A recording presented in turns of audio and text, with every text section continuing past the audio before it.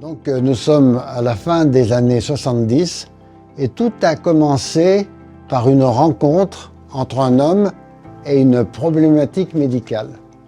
L'homme, c'est Michel Comet. Il arrivait droit de l'hôpital Cochin, au CHU de Grenoble. Et dès son arrivée à Grenoble, la première chose qu'il a fait, c'est de visiter notre service de cardiologie et de demander qu'est-ce que l'on pourrait faire ensemble avec une problématique médicale. La problématique que l'on a choisie ensemble, c'était le cœur de femme. Ou, plus exactement, comment faire le diagnostic d'une maladie des coronaires chez la femme. Michel Comet, à l'hôpital Tenon, avait développé une technique nucléaire, la scintigraphie myocardique au thallium. Donc on a fait cette première étude, comparaison donc de la coronographie, l'épreuve d'effort, la scintigraphie. On a trouvé des résultats qui venaient d'ailleurs d'être publiés dans les pays anglo-saxons. C'est que la scintigraphie myocardique, elle était meilleure, on va dire, tout simplement, que l'épreuve d'effort, c'est-à-dire qu'elle détectait mieux les rétrécissements coronariens. Et là, ça est une notion fondamentale, un peu abstraite peut-être, c'est-à-dire qu'un test non invasif doit être interprété en fonction du risque a priori, c'est-à-dire de la probabilité d'avoir le test de la maladie chez la personne que l'on examine. C'est ce qu'on appelle l'analyse bayésienne. Maintenant, tous les étudiants en médecine connaissent l'analyse bayésienne et comment on examine un test non invasif par rapport à la probabilité a priori. À l'époque, c'était complètement novateur et nous avions été dans le groupe les premiers à diffuser cette méthode, du moins dans les pays de langue française.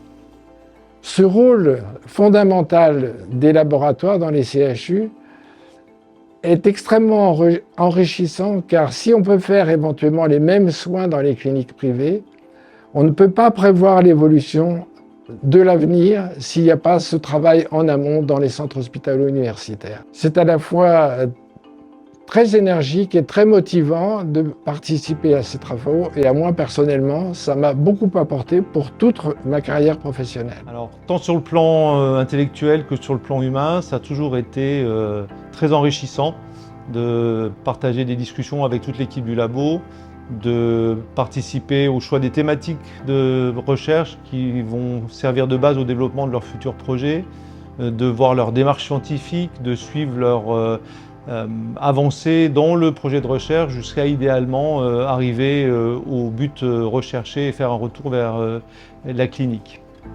Le fait qu'initialement, en tout cas, le LRB se soit vraiment axé sur la cardiologie nucléaire, en particulier sur la perfusion myocardique, nous a permis de progresser dans la compréhension de cette maladie coronaire et d'améliorer la prise en charge de nos patients. Une des forces de la médecine nucléaire, c'est que, contrairement à l'ensemble de la médecine, quand on injecte un médicament en médecine, on ne sait pas exactement où est-ce qu'il va.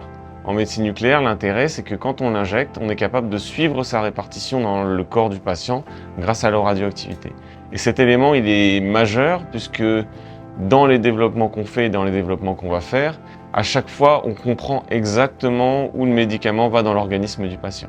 La clé du laboratoire radiopharmaceutique bioclinique, c'est qu'il met en contact et crée un écosystème où les chercheurs, les médecins sont en relation étroite et construisent collaborativement des projets.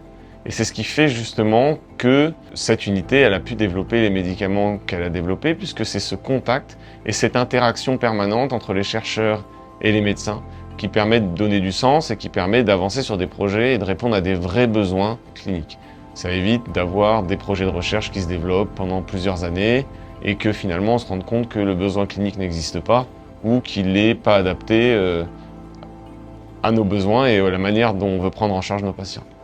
Ce qui est très intéressant dans la RB, c'est ça qui m'a appris à développer ma recherche après, c'est le fait de finalement créer un groupe de gens qui ont des profils complètement différents, même des façons de penser qui sont assez différentes par rapport à votre formation, ce qui est bénéfique puisqu'on apprend toujours des horizons différents des gens, des formations différentes, mais par contre c'est plus dur. c'est plus dur parce qu'il faut créer un groupe, il faut créer une unité, les faire aller dans le même sens. Donc au LRB, c'est vraiment le leitmotiv que j'avais compris, c'était qu'il y a une équipe, il y a une direction, et on essaye de finalement faire que ça aille du bon côté. Avec le LRB, ça a toujours été un plaisir chaque fois de voir les collègues, parce que il y a l'affect qui joue, mais il y a aussi le fait qu'on a un but, une façon de travailler, et finalement, on met les petits cailloux pour aller vers un succès. Donc le LRB, il a poursuivi ses développements et il a adapté ses développements aux besoins de la médecine nucléaire. Dans les années 90-2000, c'était une orientation essentiellement vers la cardiologie qui était réalisée et puis progressivement vers la cancérologie.